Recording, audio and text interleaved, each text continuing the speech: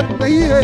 अगर कोई मुसलमान कहता है मैं राष्ट्रवादी हूँ तो वो एक तो झूठ बोल रहा है, और अगर वो सच बोल रहा है तो मुसलमान ही उसे निकाल देंगे, क्योंकि कुरान के अनुसार राष्ट्रवाद इस्लाम को मान्य नहीं है। इस्लाम ये खुद ग्लोबल नेशनलिज्म है।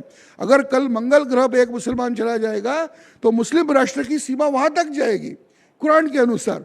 तो ये समझ लो, उनका पैन इस्लामिज्म, दारुल इस्लाम पे उनका विश्वास है, और हर मुसलमान का धार्मिक करते हुए है कि मैं दारुल इस्लाम का स्थापना के लिए मदद करूं, उसके लिए झूठ बोलना भी उन्हें अलाउड है। इसलिए मैं कहता हूं कि अगर कोई मुसलमान कहे मैं राष्ट्रवादी हूं, एक वो झूठ बोल रहा है। अगर वो प्रामाणिक है तो उसे मुस्लिम पंथ से निष्कासित किया जाएगा।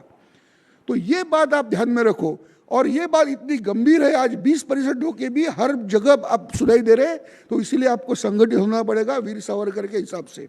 1921 में भारत में मुस्लिम लोक संख्या थी 22%। ये 22% जब मुस्लिम लोक संख्या हो गई, खिलाफत के आंदोलन हो गए, महात्मा गांधी का इनको सपोर्ट था। ये खिलाफत आंदोलन था ब्रिटिशों के विरुद्ध। मरे कौन? दंगे किसके खिलाफ हुए? हिंदुओं के खिलाफ। केरला स्टोरी तो आज आपने सुनी है। 1921 में मलबार में क्या हो गया? वो मोपलाओं के जो दंगे थे इतने भीषण थे। एक तब वाइसरॉय लॉर्ड रीडिंग थे, उनके बीवी को एक वहाँ के औरतों ने पत्र लिखा, तो उन्होंने यहाँ तक लिखा है कि हम पे बलात्कार हो गए, हमारे पेट में पल रहे बच्चों को पेट फाड़ कर निकाल कर रास्ते पे फेंका गया, तालाब और कुएं, ये अधमरे लोगों से, मृत तो थे ही उसमें, मगर अधमरे लोगों भी उसमें फेंक दिया। हम पे ऐसे अत्याचार हो गए, हमारे पतियों को मारा गया, पिताओं को जला गया, तो आप हमारी रक्षा करें। मगर हम वो अत्याचार भूल गए। लड़ा उनका, वो ब्रिटिशों के खिलाफ लड़ रहे थे खिलाफत में, मगर मर रहे थे हिंदू, क्योंकि उनके लिए कोई भी काफिर समान है। वो ब्रिटिश हो, हिंदू हो, आप काफिर है, आपके लिए, आपकी कत्ल करने के लिए उतना समान है।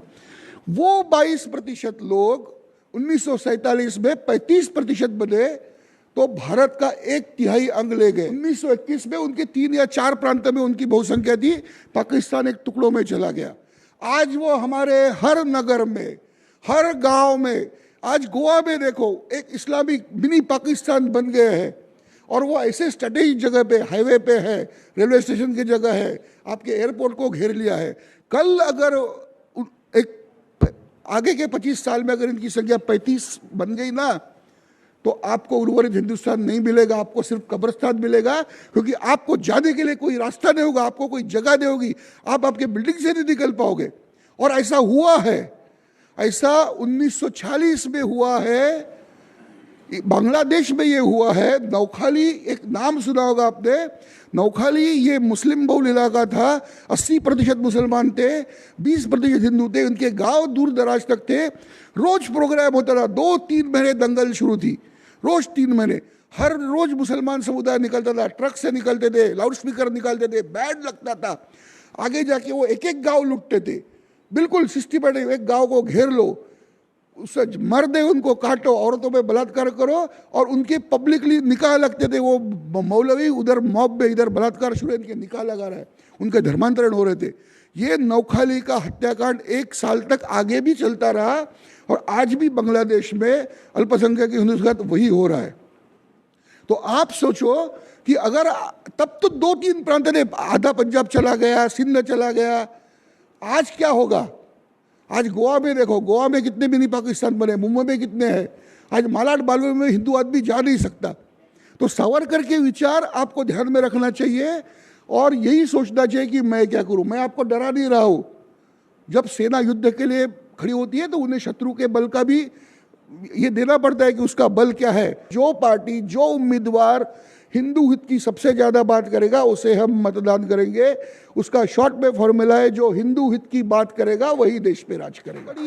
जो आज युद्ध नीति है वो पुराने जमाने की युद्ध नीति नहीं रही कि मैं तलवार लेके रास्ते पे निकलूं। आज मुसलमान तलवार लेके आ गए, बंदूकें लेके आ गए, तो हमारी आर्मी है, हमारी पुलिस है, उन्हें निपटा लेगी। हमें सिर्फ शासन अच्छा वहाँ लाना है कि जो हमारी रक्षा करे। हम आज की सबसे बड़ी नीति जो होती है वो है आर्थिक युद्ध नीति और मीडिया वॉरफेयर। मीडिया के इसमें एक कई मुसलमान मारा जाता है तो उसके बारे में मॉब लिंचिंग, अरे हजारों हिंदू मारे जाते हैं, उसके बारे में कोई बोलता नहीं। हमने उस इसमें इंफॉर्मेशन वॉरफेयर में हमने काम करना है। और इकोनॉमिक वॉरफेयर का महत्व मैं आपको कहना चाहता हूँ कि 1947 में 35% मुसलमान होने पर उन्होंने हमारा 1/3 भाग छीन लिया। तब मुसलमान ये गरीब थे, अरबस्तान में तेल नहीं था। 1950 में सऊदी अरेबिया ने पहली बार नेशनलाइजेशन का बिल लाकर 50% profit will be given to that government, ये कायदा किया। और 50 के बाद ये अरब कंट्रीज, गल्फ कंट्रीज को पैसा आने लगा। ये पैसा कहाँ जा रहा है? इन्वेस्टमेंट तो उनके लिए हराम है, ब्याज लेना हराम है।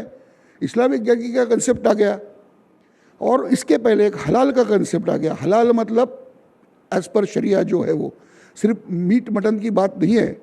मीट मटन का भी बहुत बड़ा व्यवसाय है। हिंदू सबसे ज़्यादा बड़ा कंज्यूमर मटन का हिंदू है। आज गोट फार्म, पोल्ट्री फार्म ये हिंदुओं के हैं। ये बिचौले होते हैं काटने वाले, वो बोलते हैं हम हलाल तरीके से ही काटेंगे और बेचेंगे। वो ऑलमोस्ट 70% प्रॉफिट ले रहे हैं उसमें से, वो हमारा पैसा उनके पास जा रहा है। अगर खाना ही है तो झटका मटन ही खाओ, क्योंकि वो बहुत बड़ी इकोनॉमी है और इकोनॉमिक वॉरफेयर का वो भाग है। दूसरा जो होता है, ये हलाल जब होता है ना तो ऑटोमेटिक हो गया कि अरे शरिया को ये क्या हमारी कंपनी कर रही है, हमारी ही कंपनी ये सब कर रही है। और आगे का भाग हो गया कि हलाल शेयर्स तक आ गया है। फलाने कंपनी के शेयर्स हलाल है या नहीं, क्योंकि इस्लाम धर्म कहता है कि जो ब्याज लेता है, जो एंटी शरिया के हिसाब से नहीं है, वो कंपनी में इन्वेस्ट ना करे। आज भारत की 60% कैपेक्स में, भारत का जो मार्केट कैपिटल है, मोर देन 60% ये शरिया कॉम्प्लायंस है। ये हमारे कंपनियों ने, आप जाके देखो टाटा म्यूचुअल फंड्स की वेबसाइट पे हलाल इन्वेस्टमेंट के बारे में लिखा है। आप ढूंढो तो मिलेगा, आपको टाटा नहीं बोलेगा, वो मुसलमानों को कह रहा है कि वी आर कंप्लायंस और हमारे पास। तो नुकसान क्या है उसमें?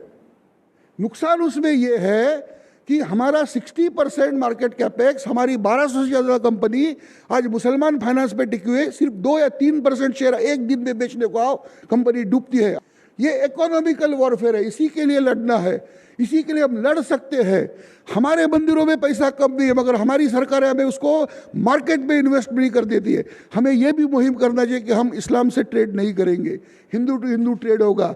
और इसके लिए भी हमें सब संगठन होगा, आप सब संगठन है, हमें आदमी प्रोवाइड करने पड़ेंगे। अगर मुझे एसी मैकेनिक चाहिए तो हमें उस फील्ड में भी काम करना है कि हर व्यवसाय में हिंदू आदमी हो, इसकी भी हमें प्रोविजन करनी पड़ेगी।